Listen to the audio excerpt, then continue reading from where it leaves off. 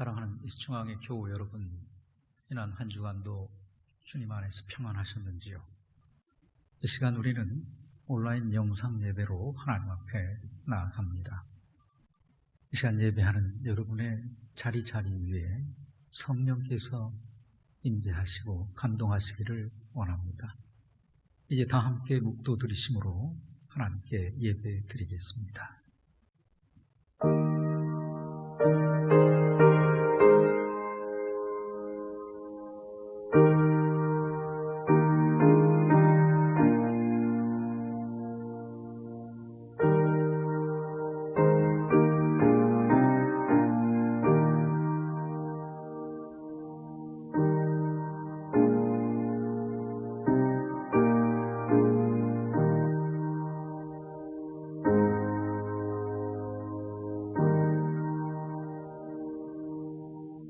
거룩하신 하나님 아버지, 영원하신 구원의 능력과 은총을 찬양드립니다.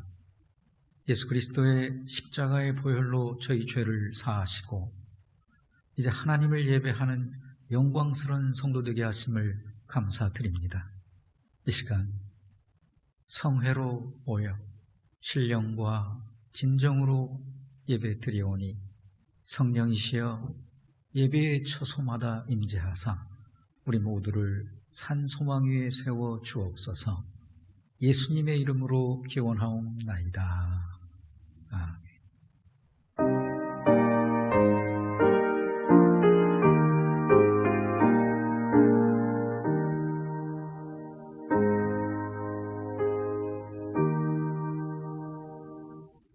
사도신경으로 신앙 고백 드리겠습니다.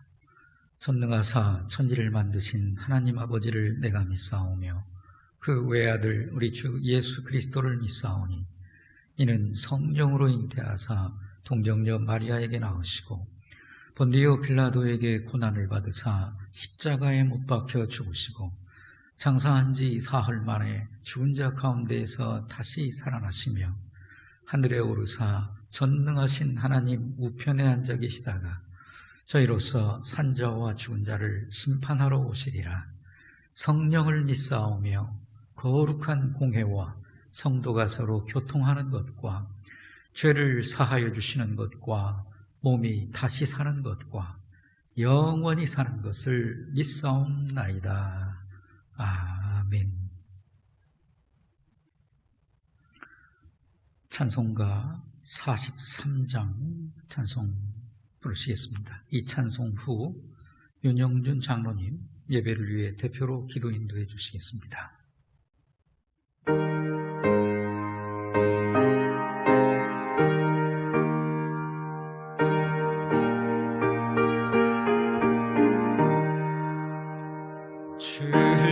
즐겁게 안식할 날 반갑고 좋은 날 내 마음을 편케 하는 즐겁고 기쁜 날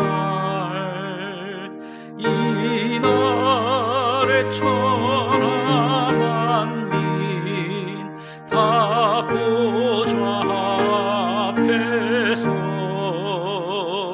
참되신 삼위일체 다 찬송 들으네. 이 날의 하늘에서 새 양식 내리네. 성회로 모이라고 종소리 울리네. 복음의 밝은 빛은 온 세상 비치며 또 영생물이 흘러 시원케 하시네.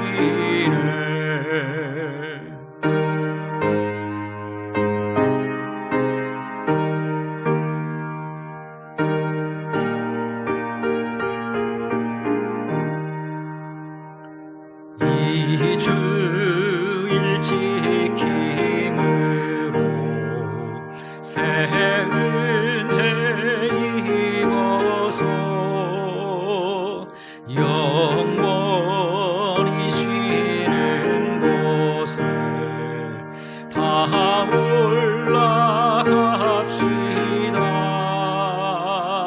성부께 찬미하고 성자와 또 성령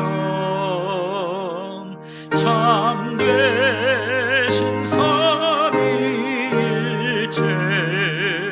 다 찬송 부르세.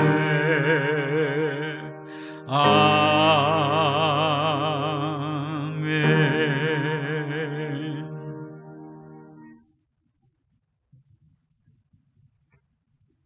항상 우리와 함께 하시는 아버지 하나님, 이 시간 지루한 장마와 폭우 속에서도 다시 확산 일로에 있는 코로나19 가운데에서도 주님의 은혜로 지난 한 주간 동안 저희들을 지켜주시고 보호하여 주심을 생각할 때 감사를 드립니다. 이 시간 신령과 진정으로 온 마음 다해 우리 주님만을 바라보며 각자의 처한 초소에서 주님을 향하여 드리는 이 예배를 받아주옵시고 은혜가 충만한 시간이 되게 하여 주시옵소서. 선조들의 기도로 세워진 이 나라 이 민족을 위해 기도합니다. 유례없는 긴 장마와 폭우로 인하여 갖가지 많은 피해를 입은 이들을 기억하여 주옵소서.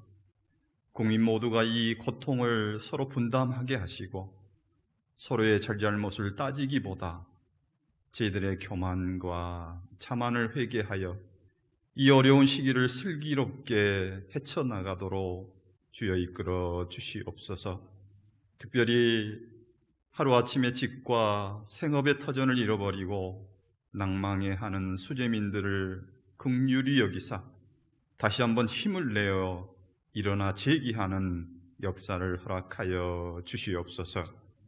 아버지 하나님, 75주년 8.15 광복절을 맞이하여 나라의 독립을 위해 목숨을 초계와 같이 버린 선열들의 수고와 바램을 기억하게 하여 주시옵소서. 우리는 나라 잃은 슬픔을 잘 모릅니다. 국권을 잃어버린 슬픔이 무엇인지 모르고 살아왔습니다. 모든 것은 조국과 민족의 해방을 위해 일했던 우리 독립운동가들의 희생이 있기 때문입니다. 하나님께 기도하며 목숨을 돌아보지 않았던 그들의 희생이 있었음을 이 시대를 살아가는 우리의 마음속에 깊이 새기게 하여 주시옵소서. 우리 삶의 모든 크고 작은 일들을 아시고 주관하시는 우리 주님께 이 시간 간절히 기도합니다.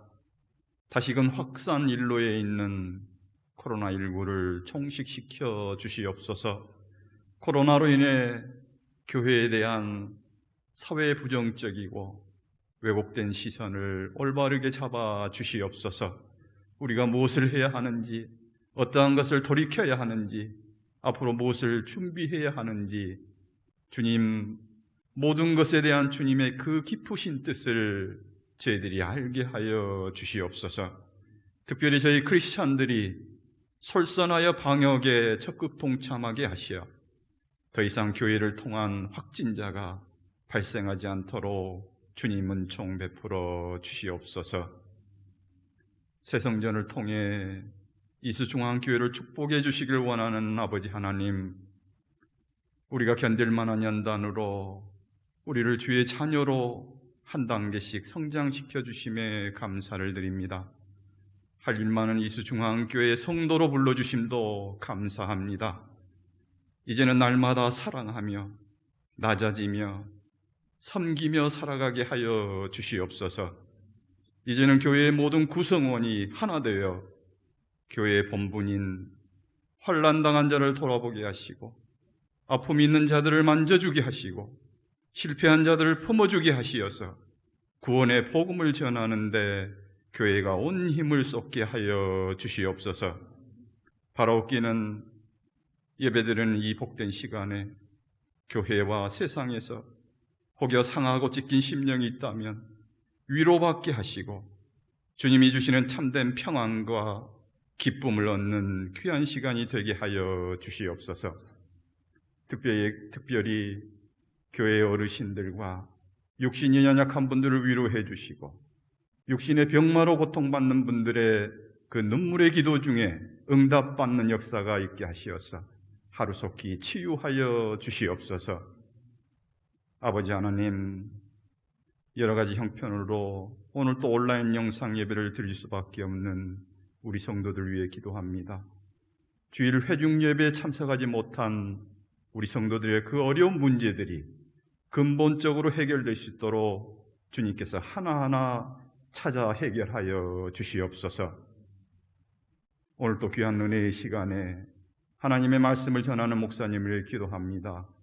하나님의 귀한 말씀이 선포될 때 우리의 삶이 치유되고 회복되어서 구별하여 나아갈 길을 찾는 생명의 말씀, 능력의 말씀이 증거되게 하시옵소서. 아버지 하나님, 오늘도 보이지 않는 곳에서 봉사하는 손길과 여러 가지 사정으로 오늘 예배에 참석하지 못하고 온라인 예배를 드리는 또 군문에 있는 자녀들, 외국과 타지로 떠나 있는 사랑하는 자녀들을 위해 우리 주님께서 평강으로 임하여 주시옵소서. 입술이 우둔하여 미처 아뢰지 못한 우리 성도들의 기도의 제목들도 우리 주님께서 아시오니 항상 형통하길 원하오며 예수님 이름으로 기도드리옵나이다. 아멘.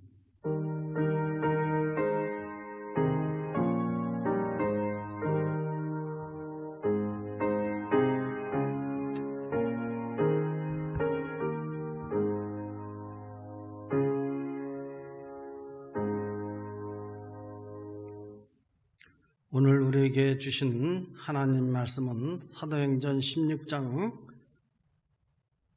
6절에서 10절까지입니다. 이 신약 215면입니다. 공독해 드리겠습니다. 성령이 아시아에서 말씀을 전하지 못하게 하시거늘 그들이 브르기아와 갈라디아 땅으로 다녀가 무시 앞에 이르러 바도니아로 가고자 애쓰되 예수의 영이 허락하지 않으시니라. 무시아를 지나 드로아로 내려갔는데 밤에 환상이 바울에게 보이니 마게도니아의 사람이 하나가 서서 그에게 청하여 이르되 마게도니아로 건너와서 우리를 도우라 하거늘 바울이 그 환상을 보았을 때 우리가 곧 마게도니아로 떠나기를 힘쓰니 이는 하나님이 저 사람들에게 복음을 전하라고 우리를 부르신 줄로 인정함이로라. 아멘.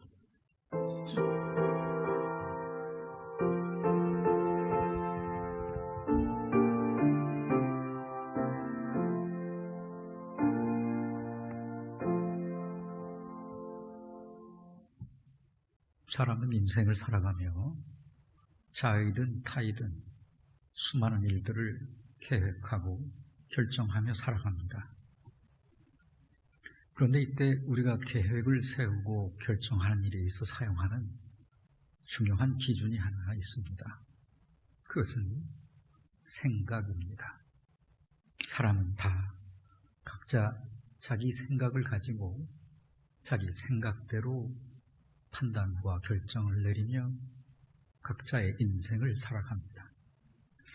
누가 뭐라고 해도 그저 일부 듣고 참고할 뿐이지 결국 다 자기 생각대로 계획하고 자기 생각대로 판단하고 자기 생각대로 인생의 일들을 결정하며 살아갑니다. 그런데 아무리 내가 최선의 생각을 통해 신중한 결정을 내렸다 할지라도 그럼에도 문제가 되는 것이 한 가지 있습니다. 그것은 때로 현실이라는 것이 그렇게 내가 생각한 대로만 움직여지지는 않는다는 것이지요.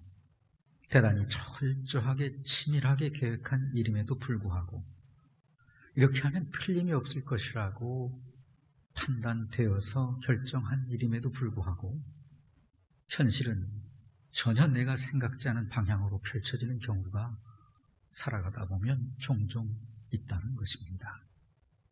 그랬을 때 우리는 생각지 못한 이 의외의 일들을 만났을 때 대단히 놀라고 당황합니다. 그리고 어떤 경우 이제 낙담하고 좌절하기도 합니다. 바로 이것을 가리켜 인간 사고의 한계성이라고 말합니다. 인간 사고의 한계성.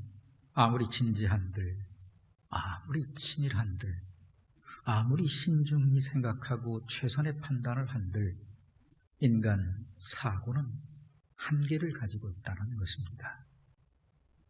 어느 낚시꾼이 낚시를 하고 있었습니다. 낚시꾼의 오른손에는 낚싯대가 들려있고 왼손에는 프라이팬이 들려있는데 이 프라이팬의 크기가 지름이 20cm짜리입니다.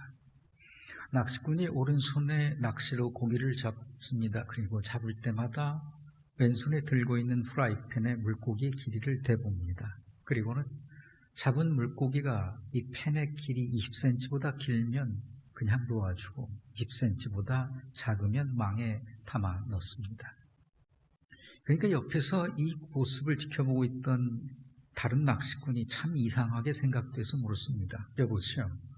보통의 사람들은 큰 물고기를 잡아가지고 가는 것인데 아저씨는 왜 큰 것은 버리고 작은 것만 주워 담수어 하고 물었습니다. 그러자 낚시꾼이 말하기를 예, 보시다시피 내가 가진 이 요리해 먹을 수 있는 프라이팬의 크기가 20cm입니다. 그러니까 이 팬보다 더 큰 물고기는 요리해 먹을 수가 없지요. 그래서 작은 것만 챙기고 큰 것은 버립니다. 하고 말했다고 합니다. 생각할수록 참으로 어처구니 없는 이야기가 아니겠습니까? 여러분, 그런데 이 이야기는 오늘 우리에게 대단히 소중한 교훈을 던져주고 있습니다. 어쩌면 이것이 사실 우리의 모습일지도 모릅니다. 여기 낚시꾼은 우리 자신을 비유합니다. 그러면 낚시꾼이 왼손에 들고 있던 이 20cm짜리 프라이팬, 요리해 먹을 수 있는 프라이팬 20cm짜리는 무엇을 비유하고 있느냐? 이것은 인간 사고의 폭을 이야기하고 있는 것입니다. 인간 사고의 한계의 폭입니다. 그러면 여기 낚시꾼이 잡은 크고 작은 물고기들은 무엇을 상징하는 것이냐? 그것은 우리가 일상에서 최선의 생각을 통해 계획하고 판단하는 여러 일들을 의미합니다. 내가 결정하고 내 생각으로 판단해온 수많은 일들, 그것이 여기 작은 크고 작은 물고기들입니다. 그런데 문제는 무엇인가? 사람은 자신의 제한된 사고의 폭 안에서 일을 계획하고 그 안에서 진행하고 그 안에서 판단하고 그 안에서 최선을 다하고 있다는 것이죠. 그러면서 마치 간혹 무언가가 자기의 생각대로 되어지지 않을 때에는 이렇게 말하는 거예요. 이건 내게 맞지 않아. 버려. 그런데 정작 더 큰 문제는 무엇이냐? 내 생각의 폭이 도리어 큰 것을 잃게 하고 있을 수도 있다. 그러면서도 자기가 최고로 잘 판단한 것이라고 생각한다는 것, 그게 문제죠. 그래, 결국 그 작은 생각의 폭이 더 큰 것을 잃게 하고 있는데 말입니다. 큰 물고기를 버린다는 것은 무엇인가? 자기의 제한적 사고의 폭을 인정하지 않고 그것이 최선이라고 우기다가 결국 본질적으로 더 중요한 것들, 더 큰 것을 놓치고 있다는 것입니다. 바로 인간 사고의 한계성을 비유적으로 표현한 이야기입니다.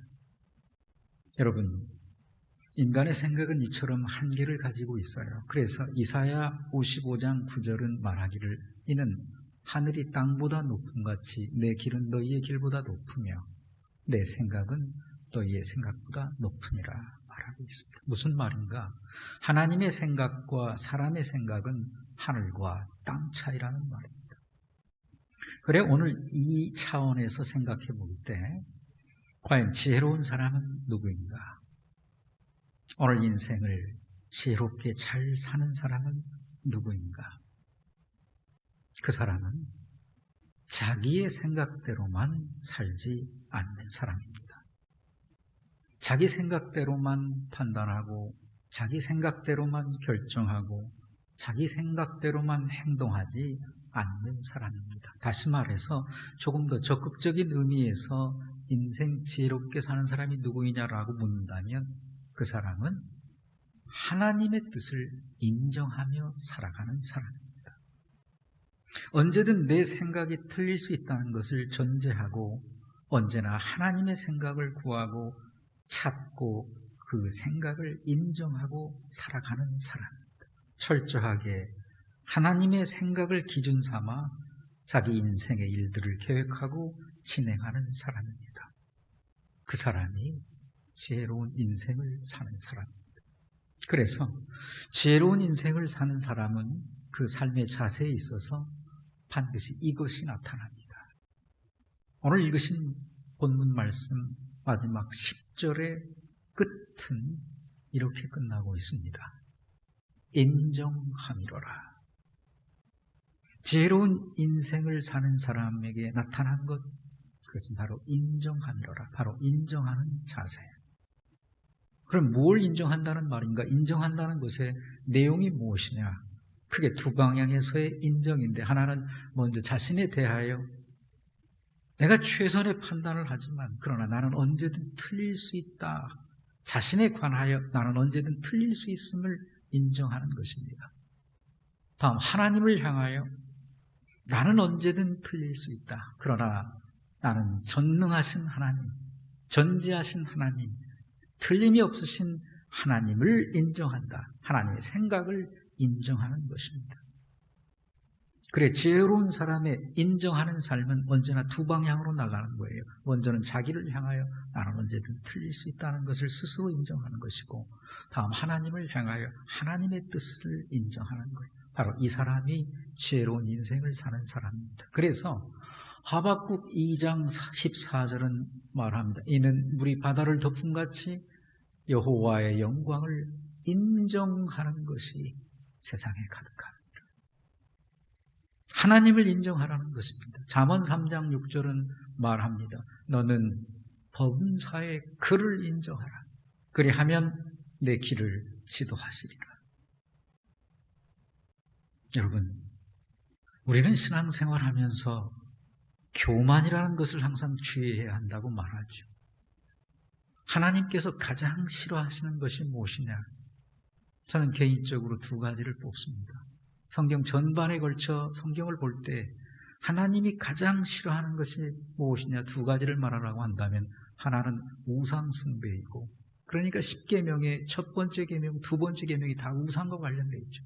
우상 숭배하지 마.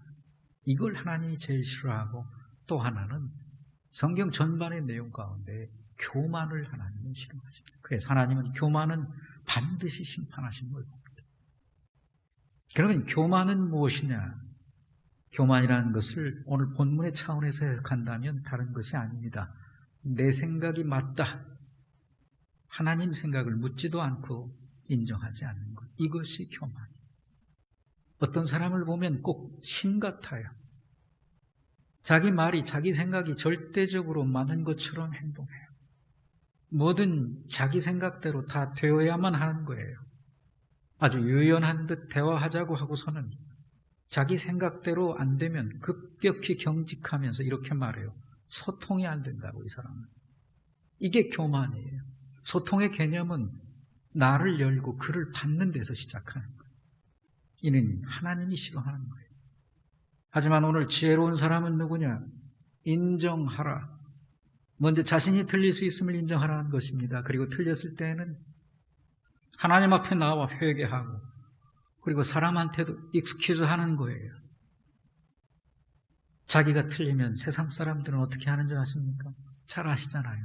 자기가 틀려놓고도 자기가 틀린 걸 알면서도 아무 말 안 해요. 그러다가 난처한 상황이 생기면 어떻게 하느냐? 변명과 합리화로 일관해요. 그러다가 안 되면 어떻게 하느냐? 상대를 모함하고 비난해요. 이건 교만의 극치죠. 여러분, 오늘 지혜로운 인생을 사는 사람은 누구냐? 나도 틀릴 수 있음을 인정하고 하나님의 뜻을 묻고 구하고 그 뜻을 인정하며 사는 사람이에요. 오늘 본문에 보면은 그와 같은 지혜로운 인생을 산 사람, 사도 바울의 이야기가 나옵니다. 어느 날 사도 바울은 선교를 하면서 소아시아에, 지금의 터키 지역인데 터키 끝부분에 무시아라는 곳에 이르렀습니다. 바울은 잠시 무시아라는 곳에 머물면서 새로운 선교 전략을 세우고 이제 소아시아 북동쪽에 있는 비두니아를 향해 가려고 마음먹었습니다. 그런데 터키에서 바다를 건너 비두니아 쪽으로 간다는 것은 그 방향이 어느 쪽이냐? 아시아 쪽을 의미하는 것입니다. 즉 아시아 지역을 다음 제 2차 선교 여행의 목적지로 정한 것입니다. 내가 아시아를 향해 가리라. 이게 2차 선교 계획이었습니다. 바울 자신의. 그런데 이상한 일이 생겼습니다. 성령께서 막으시는 거예요. 하나님께서 그 결정을 막으시는 거예요. 본문의 6절, 7절 말씀을 보시겠습니다. 6, 7절을 함께 읽습니다. 성령이 아시아에서 말씀을 전하지 못하게 하시거늘 그들이 부르기아와 갈라디아 땅으로 다녀가 무시아 앞에 이르러 비두니아로 가고 애쓰되 예수의 영이 허락하지 아니하시는지라. 아멘. 여러분, 바로 여기서 우리가 생각해야 할 사실이 있습니다. 그것은 내가 아무리 신중히 생각하여 결정한다 해도 틀릴 수 있다는 것입니다. 내가 아무리 열심히 하나님의 일을 행할지라도 얼마든지 그것이 틀릴 수 있고 하나님의 생각이 따로 있을 수 있다는 것입니다. 어떤 사람이 길을 달립니다. 열심히 땀을 흘리며 혼신의 힘을 다해 열정을 다해 달려갑니다.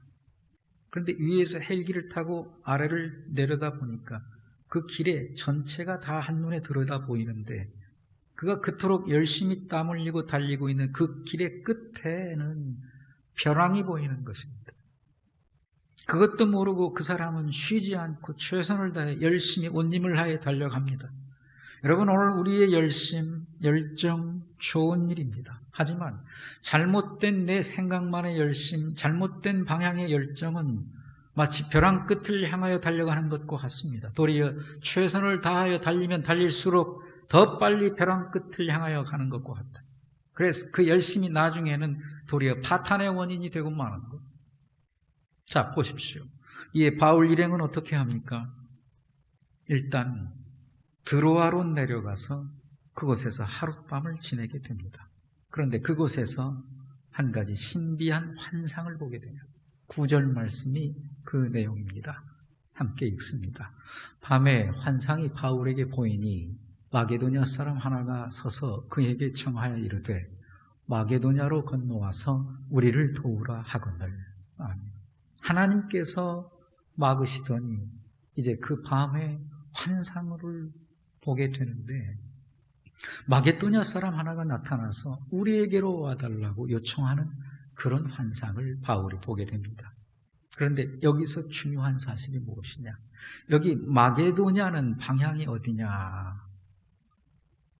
아시아의 정반대 방향인 유럽 쪽을 말하는 것입니다.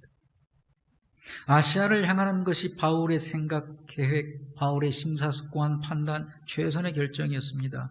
2차 선교 여행은 아시아로 가리라. 그런데 하나님이 막으십니다. 성령이 막아선 것입니다. 그러면서 환상 중에 반대편인 유럽으로 가라는 것입니다. 그 방향으로 가라는 것입니다. 자, 여러분, 이때 우리 같으면 어떻게 하겠습니까? 바로 여기서부터가 정말 중요한 것입니다. 그러면 여기서 바울은 어떻게 하는가를 한번 보실까요? 10절 말씀의 그 모습인데요. 읽겠습니다. 바울이 그 환상을 보았을 때 우리가 곧 마게도냐로 떠나기를 힘쓰니 이는 하나님이 저 사람들에게 복음을 전하라고 우리를 부르신 줄로 인정함이로라. 아멘. 여기 말씀에 중요한 단어 두 가지가 나와요. 하나는 떠나기를 힘쓰니 마게도냐로 떠나기를 힘쓰니, 또 하나는 인정함이로라. 떠나기를 힘쓰니 인정함이로라. 어디로 떠나기를 힘쓰는 거예요? 마게도냐로. 마게도냐는 누가 원하시는 거예요? 하나님. 즉 하나님이 원하시는 방향으로 가기 위해 힘썼다는 것입니다. 또 하나 인정함이로라.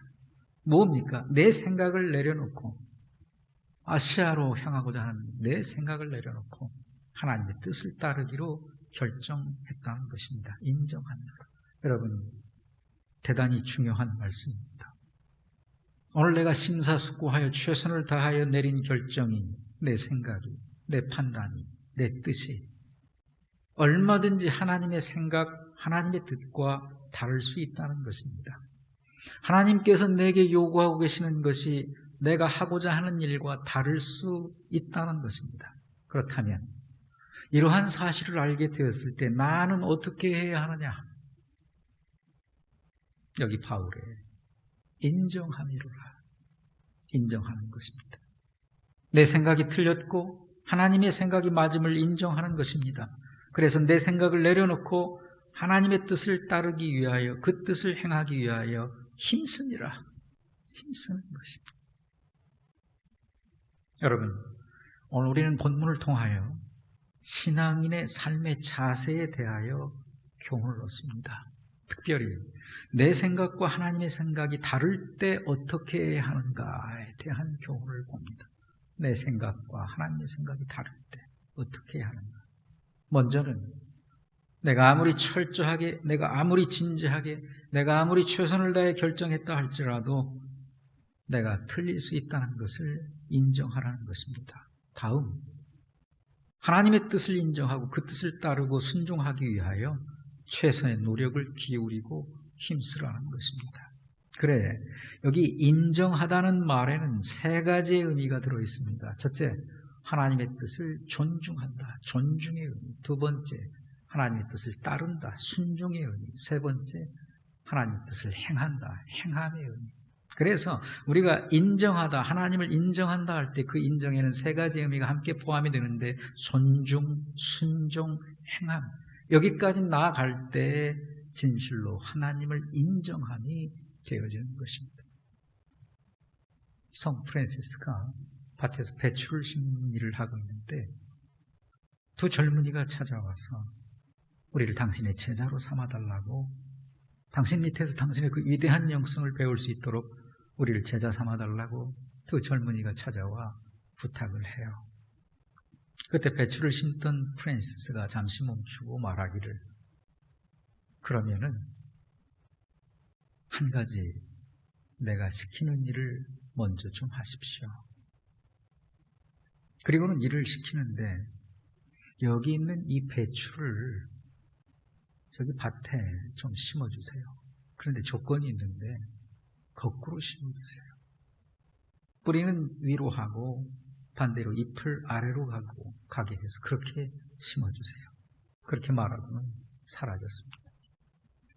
두 젊은이가 프란시스의 제자가 되기 위해 이제 배추를 땅에 심습니다. 그런데 한 젊은이는 이거 아무리 생각해도 잎이 밑으로 향하게 하는 것은 옳지 않은 거예요. 이건 상황, 이성, 상식, 지식, 합리적으로 아무리 생각해도 맞지 않아요. 그래서 뿌리를 아래로 가게 하고 잎을 위로 가게 하고 심었습니다. 이것이 올바른 것이다.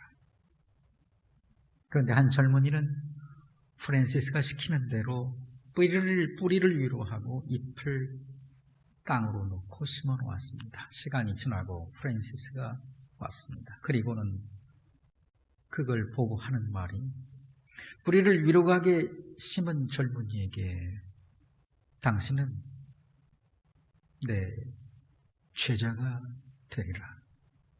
뿌리를 올바로 아래로 향하게 심은 사람에게는 당신은 내 제자가 될 수 없습니다. 젊은이가 물어요. 아니 왜 그렇습니까? 이때 프란시스가 말합니다. 당신은 지금 중요한 것이 무엇인지를 모르고 있어. 내가 내 생각이 이성적으로 합리적으로 맞냐가 중요한 것이 아니고 하나님의 제자가 되기 위해서는 그 말씀에 내 생각을 내려놓고 순종하는 것이 중요한 것이요. 내가 그걸 몰라서 그렇게 심으라고 했겠소? 당신은 자격이 없소. 오늘날 성경은 우리를 향해 분명히 이렇게 말합니다. 우리가 알거니와 하나님을 사랑하는 자, 곧 그의 뜻대로 부르심을 입은 자들에게는 모든 것이 합력하여 선을 이루느니라. 여러분, 신앙생활이 뭡니까? 하나님의 뜻을 따라 사는 생활입니다. 성도가 누구입니까? 하나님의 뜻을 따라 사는 사람입니다. 그래, 성도라면 마땅히 먼저 하나님의 뜻을 묻고 하나님의 뜻대로 살아야 하는 것입니다. 그제야 비로소 그는 신앙생활 하고 있는 것이 되는 거죠. 그래서 중요한 것이 있습니다. 하나님의 뜻을 알아야 합니다. 하나님의 뜻을 따라 살기 위해서는 하나님의 뜻을 알아야 하는데, 그러면 어떻게 하면 하나님의 뜻을 알 수 있는 것이냐? 하나님의 뜻을 알기 위해는 어떻게 해야 하는가? 그러면 예레미야 33장 3절은 이렇게 말합니다. 읽겠습니다. 너는 내게 부르짖으라. 내가 내게 응답하겠고 내가 알지 못하는 크고 은밀한 일을 내게 보이리라. 아멘. 내가 너에게 응답하겠다. 이것은 하나님의 뜻을 우리에게 나타내는 것입니다. 은밀한 걸 내게 보이겠다. 어떻게 하면? 너는 내게 부르짖으라. 즉, 기도함으로 응답을 통해 하나님 생각을 알 수 있는 것입니다. 오늘 우리는 기도함으로 나를 향한 하나님의 생각을 알아야 합니다. 기도함으로 우리 교회를 향한, 우리 가정을 향한, 내 자녀를 향한, 내 일터를 향한, 이 나라의 민족을 향한 하나님의 생각을 알아야 합니다.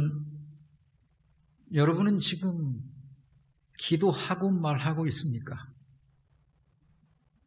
기도하고 결정하고 있습니까? 기도하고 움직이고 있습니까?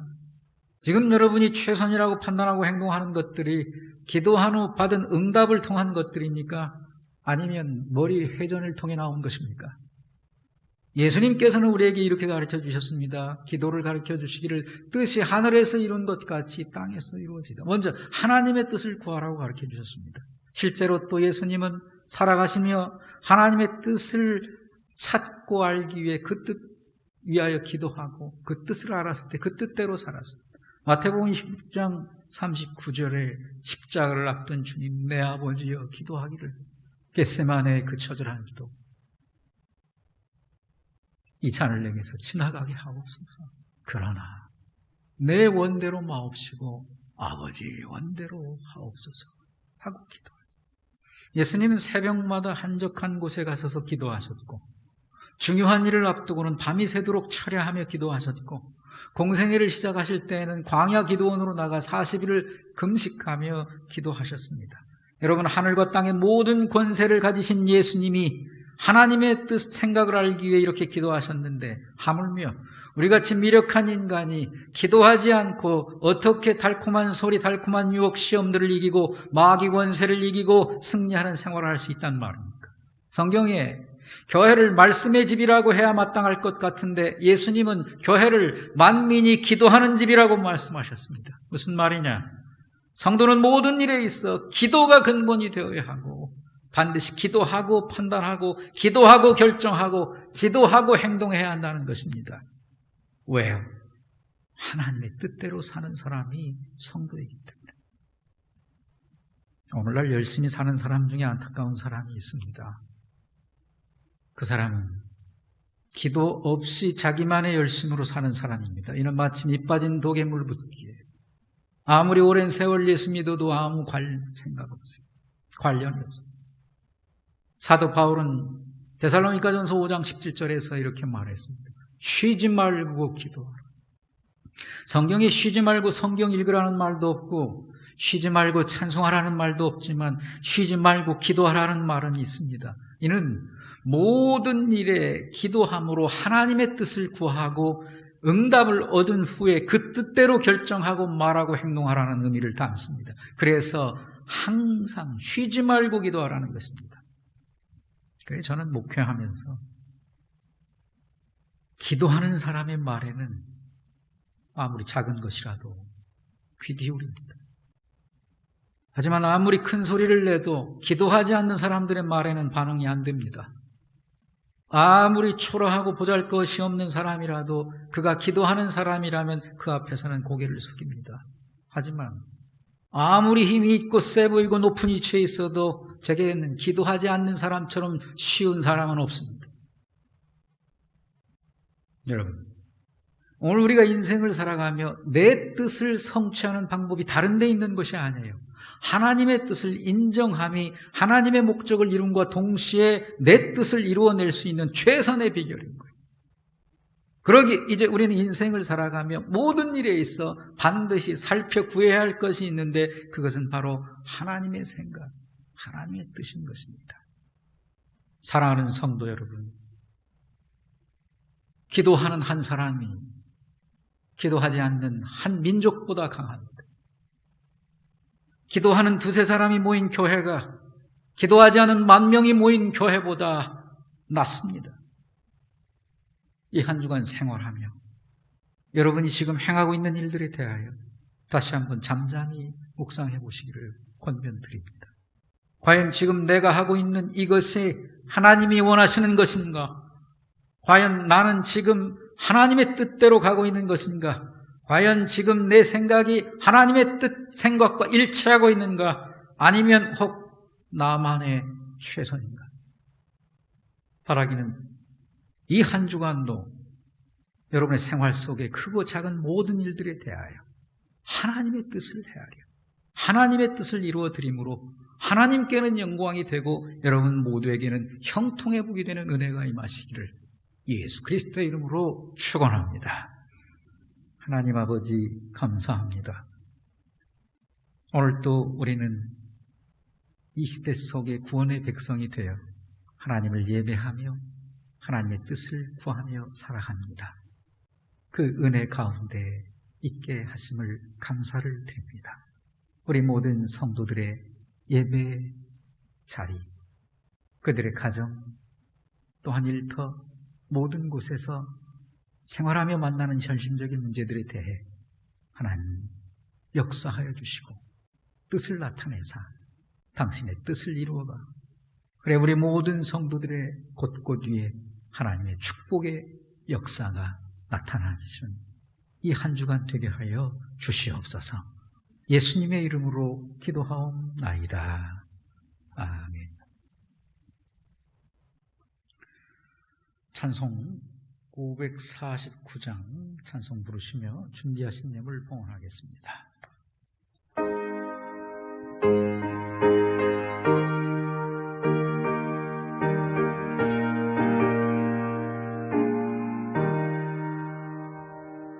내 주여 뜻대로 행하시옵소서. 온 몸과 영혼을 다 주께 드리니 이 세상 오락가 주 인도하시고 날 주관하셔서 뜻대로 하소서. 내 주여 뜻대로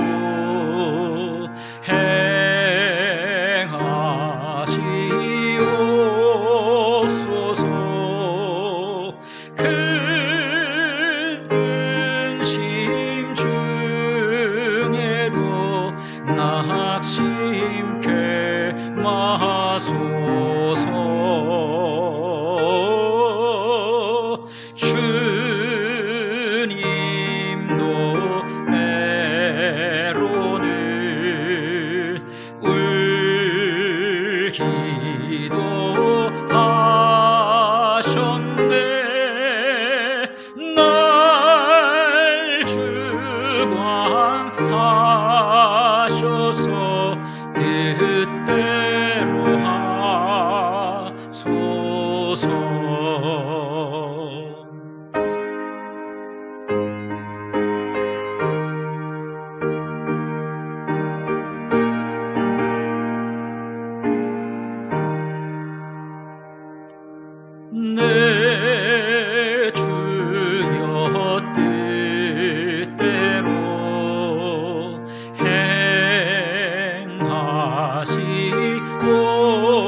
주옵소서.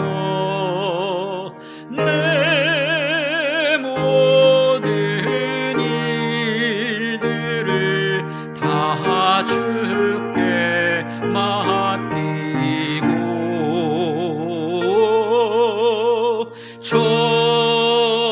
천성 향하여 고요히 가리니 살든지 죽든지 뜻대로 하소서.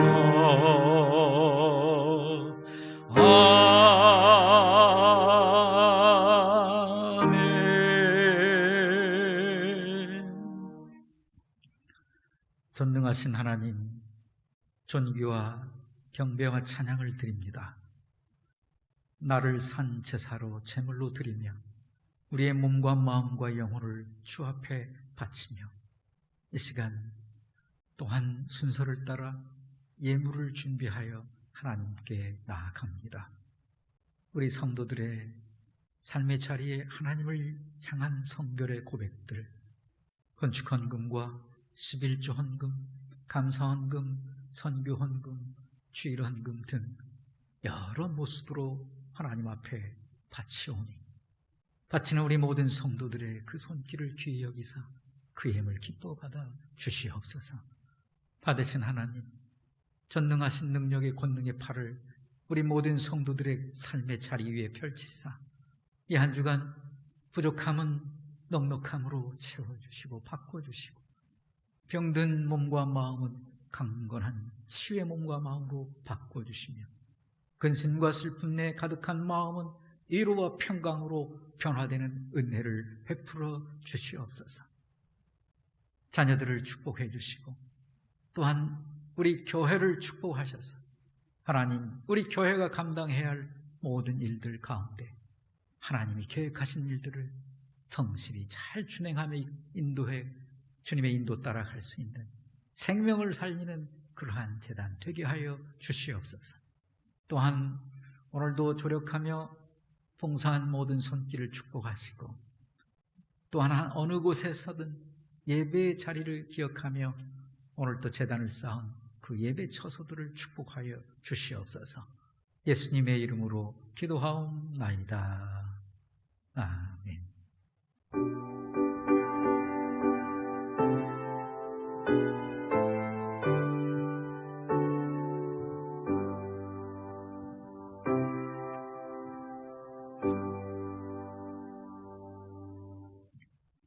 반갑습니다.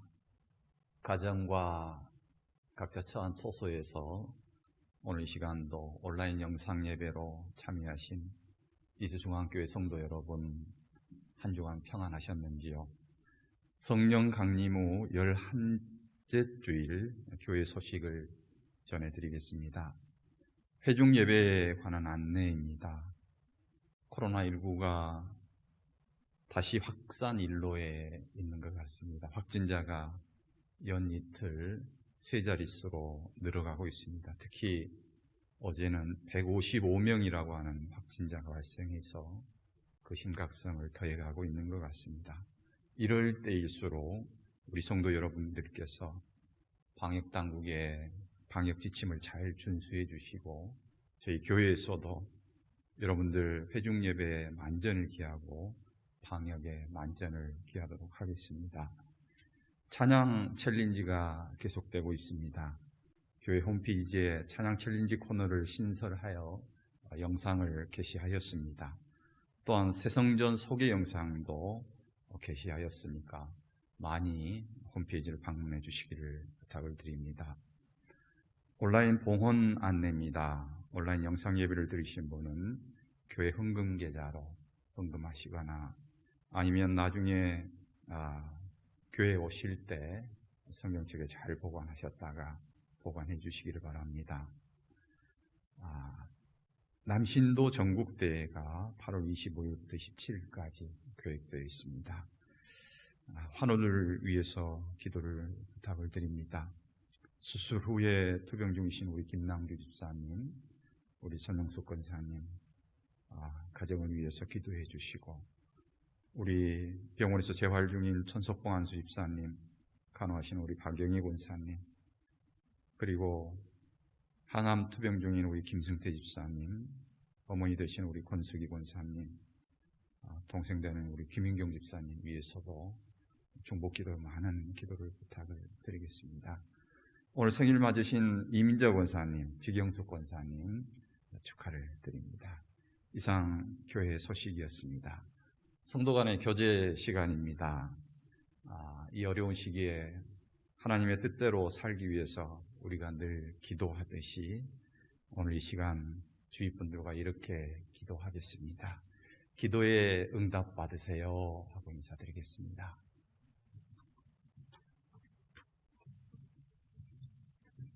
네, 이제 모두 자리에서 일어나셔서 파송의 노래 가서 제자 삼으라 찬양하고 축도하심으로 오늘 예배를 마치겠습니다.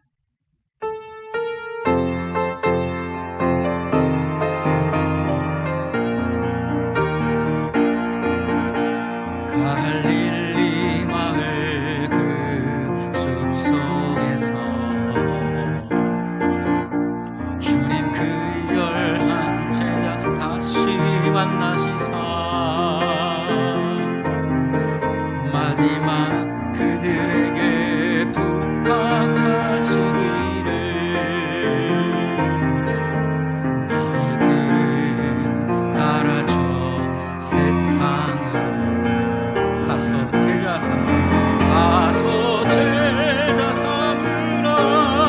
세상 많은 사람들을 세상 모든 영혼이 내게 달렸나니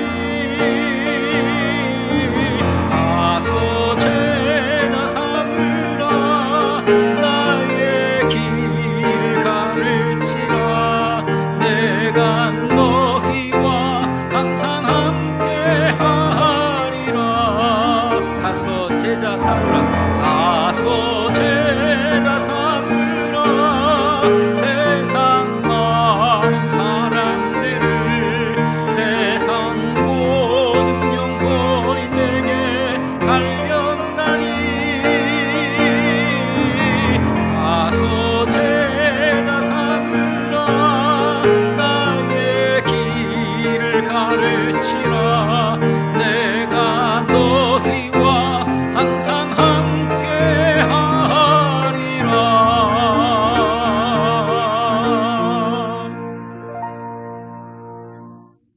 예수 그리스도의 구원의 은혜, 하나님의 그 크신 사랑하심, 성령님의 감동하시며 역사하시는 그 교통하심이 하나님의 뜻, 하나님의 생각을 구하고 찾으며 하나님의 뜻, 하나님의 생각을 인정하며 나의 생각을 그 뜻에 맞춰 순종하고 존중하고 준행하며 살기로 결단하며 나가는 우리 중앙의 모든 예배 처소들 위에, 가정 위에, 그리고 환우들과 하나님 앞에 특별한 기도의 제목을 붙들고 엎드린 종들 위에, 오늘도 조력한 모든 봉사자들 손길 위에 이제로부터 세세토록 함께 계시기를 간절히 축원하옵나이다. 아멘.